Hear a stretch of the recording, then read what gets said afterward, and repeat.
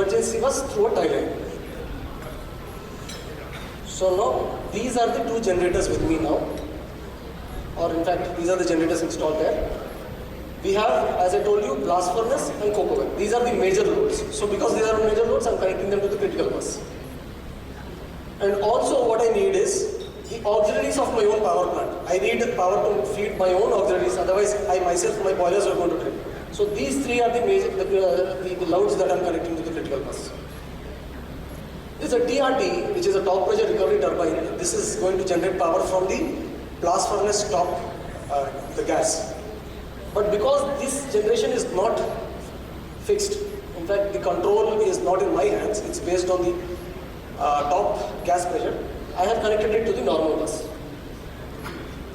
And my MRS connection is again to the normal bus. MRS means the grid. The grid is getting connected to the normal bus.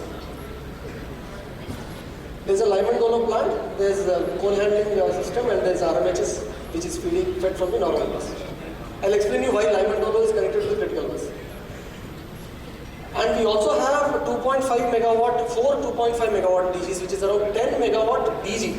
In case of a complete blackout of the steel plant, by some chance if my STGs are tripped, so the plant will be in a complete blackout. So in order to avoid that situation, I have a DGs which are feeding to the emergency bus. Now all the emergency loads, every plant will have some emergency loads. Let us say even the illumination, the lighting is also an emergency load. So all these shops will have their emergency loads which are feeding from an emergency bus. Those loads are of course limited to 2 megawatt in each shop. So these are the loads. So this is the scenario with which I am going to build up my next case. Normally this is how the plant is operating. The loads are fed from this. Bus coupler is also feeding through the grid. So what happens is, there is a dedicated panel, islanding and load shedding panel, which is there in my power plant, which is going to, one, detect the load disturbance or the grid disturbance, and two, immediately shed the loads in order to match my generation. So what happens is, I am giving you, there are various cases. So the worst case is when the generation is 40 megawatt. Let us say one generator is on a breakdown, and at this time, when my generation is only 40 megawatt, then there is a grid disturbance. So this is the worst possible case.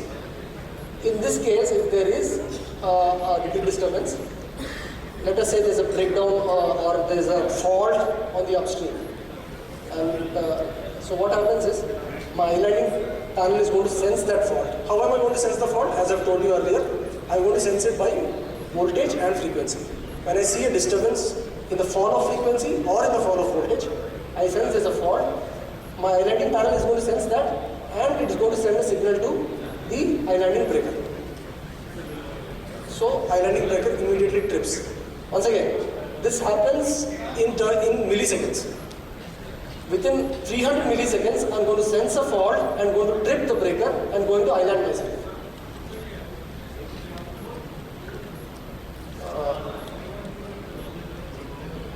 Once the islanding has taken place, now I am left with 40 megawatt generation and loads here. So if you calculate the loads are going to be a little above 50 megawatt. Now it is immediately within another 300 milliseconds, I will have to manage whatever generation I have. It may be 39 or 38 megawatt, it may be 42 megawatt also. I will have to match that generation with the loads. So what I do is, once again, my load shedding panel comes into picture. It is going to send signals to all the shops which are connected to me. Blast furnace, coke oven, power plant auxiliaries, Lyman-Dolo. Of course, the emergency loads have to be maintained. So these 10 megawatts, or maybe there will be around 7 to 8 megawatts. These 8 megawatts have to be catered from my STG at any cost. So I cannot shed any loads here. The loads, whatever I'm going to shed, are from blast furnace, coke oven, and Lyman-Dolo. So the load shedding panel is going to send a signal to all the breakers here.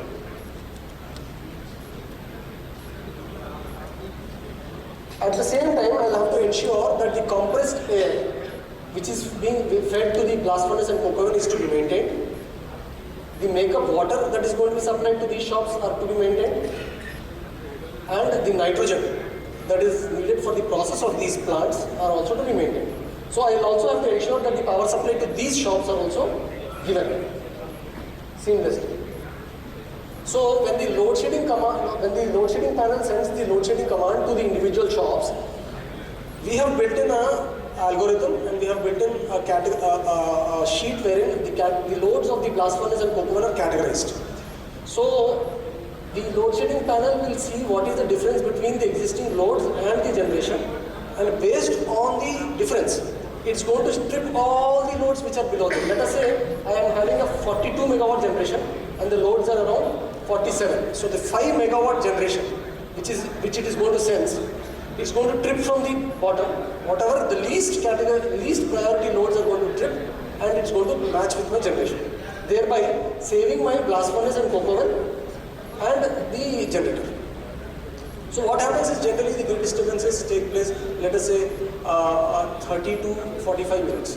So from 30 to 45 minutes before the power is restored from the grid, I will ensure that my blast furnace and coke oven are continuously operating. They are not to be tripped because of a grid disturbance externally. See, this is how it's going to happen. The 33 kV bus,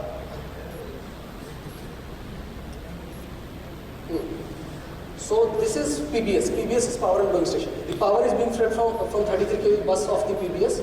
This is the individual shop. Okay. This is the shop of a lime and dolo plant. Now, when the islanding takes place, immediately the load shedding panel sees the imbalance and sends a signal. This is the RIO panel located in the lime and dolo plant. It's going to get a signal from the power and blowing station that there is an islanding that has taken place, immediately shed the loads. So within 300 milliseconds, all these loads, the unnecessary loads, will be tripped. A trip command will be initiated by RIO panel, and it's going to trip all the unnecessary loads. So thereby only these two motors, which are my compressed air motors, only these two motors are available, and they are working, and they are going to feed the compressed air to the necessary ships. Okay. So this is how it takes place. We have identified that cast house, the de-dusting fans of the cast house and the stock house, they are not of importance. So they will be shed in case I need to shed them based on the balance between generation. In coke oven, there are some MCCs which we have to shed.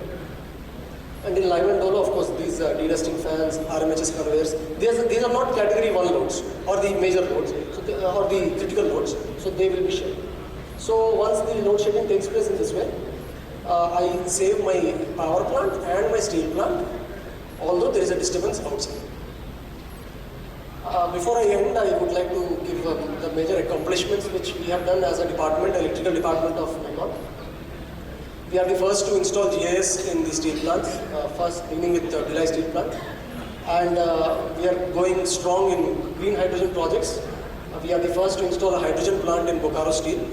We have also recently submitted a detailed project, feasibility report for IGL for 50 megawatt electrolyzers of green hydrogen. We are going to install a 58 megawatt, the largest blower in India, 58 megawatt motor-driven blower in JSW, which will be commissioned shortly. Before this, it was 40 megawatt in the same plant. That was also done by Mecon. We are the first to introduce IEC 61850 protocol-based electrical SCADA system in steel plants. We also commission we also do design and engineering of high-speed solar panels, solar parks, and we of course do our CSR activities. Before I conclude, I would like to highlight the major takeaways. One is that seamless production. Now what happens is, because of earlier, due to grid disturbances, we had to, because if the disturbance is long enough, we had to box up the entire blast furnace and coke oven. And that was creating a lot of, you can see in steel plants, a small disturbance of power supply would cause crores of losses. Because if the cooling system fails, or if, let us say, the molten metal, the blast furnace has to be boxed up, and again it has to be started, that amount of time would result in loss of a lot of hot metal and of course crores of rupees. So that we are preventing from this dynamic load shedding scheme. Second is a centralized control. We need as I've shown you in the layout, it's a large plant, but the entire power distribution system is being controlled from central command center located in the